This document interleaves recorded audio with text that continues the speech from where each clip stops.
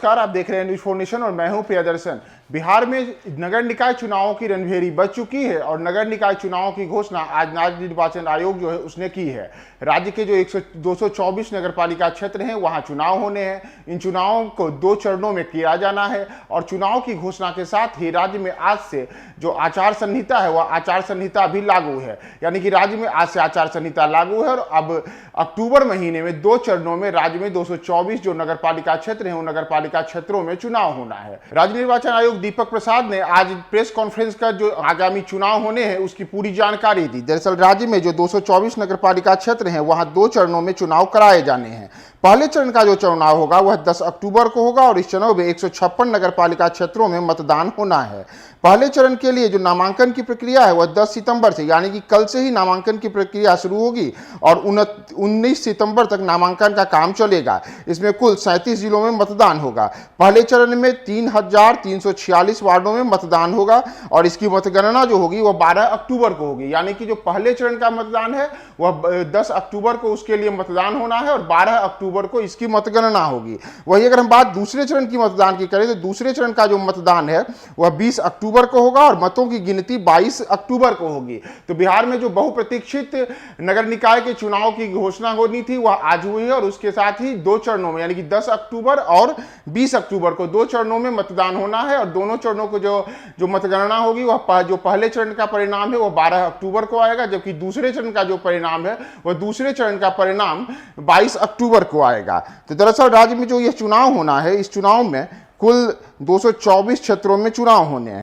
2022 की आज उसकी अधिसूचना जारी की जा रही है, उसकी नोटिफिकेशन जारी की जा रही है। उसकी मैं एक ब्रीफ भूमिका दे दूं कि इस वर्ष जो नगर पालिका के आम निर्वाचन हो रहे हैं वो पहले से कैसे अलग है। पूर्व में जो नगर पालिका थी उनकी संख्या 142 थी, नगर निगम 12 थे, नगर परिषद 49 थे और नगर पंचायत 81 थे। तो ये 142 कुल इनकी संख्या थी। इस बार राज्य सरकार के द्वारा 176 नवगठित, उत्क्रमित या सीमा विस्तारित किए गए हैं, इनकी अधिसूचना की गई है। इस तरीके से नवगठित अगर आप देखें तो 121 नवगठित नगर पालिकाएं हैं इस बार, जिनमें से 8 नगर परिषद हैं और 113 नगर पंचायत हैं। उत्क्रमित नगर पालिका की अगर आप संख्या देखें तो कुल 43 हैं, 43, इसमें नगर निगम 7 हैं, नगर परिषद 36 हैं और वो कुल 43 बनते हैं। सीमा विस्तारित अगर देखेंगे तो इसमें एक नगर निगम है और एक नगर परिषद 11 है, कुल 12 सीमा विस्तारित नगर पालिका है।